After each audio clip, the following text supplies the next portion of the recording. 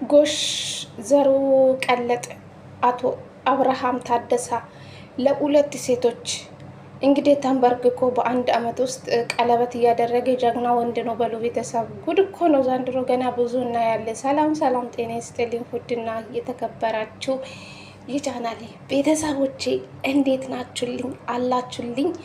እኔ ደህና ነኝ ፈጣሪ ይመስገን ብያለሁ የኔ ውድ ቤተሰቦቼ። እንግዲህ ዛሬ ውሽምትና አቶ አብርሽ ይዤላችሁ መጥቻለሁ ማለት ነው። አብርሽ እንግዲህ ጉድ ያስብላል ዘንድሮ እኮ። በአንድ አመት ውስጥ ለሁለት ሴት ቀለበት ማድረግ ይቻላል እንዴ? ምን አይነት ዘመን ደረስን? አብርሽ ግን 666 ሆነሃል። ፈጣሪ ይሄ መጨረሻ ያሳምርልክ። እኔ እንጃ ለጤና አይመስለኝም። እንዴት ነው የሄርሜላ ፍቅር ጥያቄ የተቀበለ? አሁን እኮ ነው አንድ ወር አልሞላም እኮ ጋይስ። እንዴት ነው በዚህ ፍጥነት ሌላ ሚስት ፈቶ ለሌላ ውሽምት ቀለበት የሚያደርግበት ዘመን ደረስን እንዴ? የፊት ቀለበት ነው ይሄ፣ ኦሪጂናል አይደለም ጋይስ። እስኪ እናያለን የአብርሽና የሄርሜላ መጨረሻ ማለት ነው። ያድርግላችሁ፣ አሜን በሉ ቤተሰብ። እኔ የተገረምኩበት ዘመን ነው ይሄ አመት ማለት ነው። የዛሬ አመት ሩታን አገባት በዱባይ። በአመቱ ሌላ ሴት ያው ለምና መታ ነው እሷ። አብርሽ ፈልጎ ሳይሄድ እሷ ለምና ስለመጣች ነው የተቀበላት። እንግዲህ በአመቱ ባገባት ሩታ በአመቱ ለውሽምት ቀለበት አሰረ ማለት ነው። እና ከዚህ ሰውዬ ምንድን ነው የምንማረው? አብርሽ ጀግና፣ አብርሽ ትችላለህ፣ አብርሽ ምን እንግዲህ እስኪ እናያለን። የሄርሜላና የአብርሽ መጨረሻ ለማየት ያበቃን ጋይስ። የምሬ ነው የምላችሁ። በዚህ ፍጥነት ቀለበት ማድረግ ይቻላል እንዴ? የምሬ ነው የምላችሁ። መቼ ነው ሄርሜላና አብርሽ በደንብ ይታወቃሉ? እኔ በጣም ነው ያዘንኩ።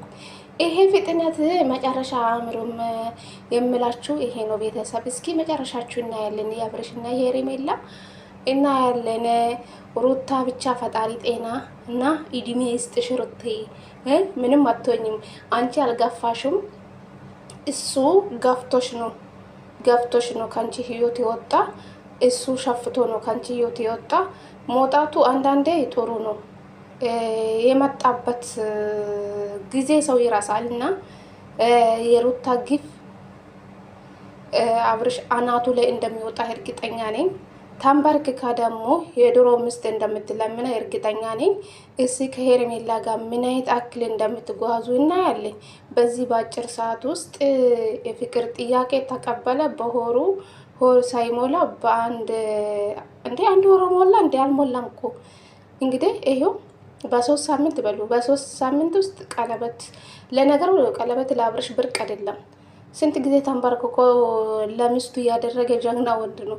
ዛሬ ደግሞ መልሶ ለውሽምት ቀለበት አደረገ ማለት ነው። እስኪ የእናንተ ፍቅር እናያለን።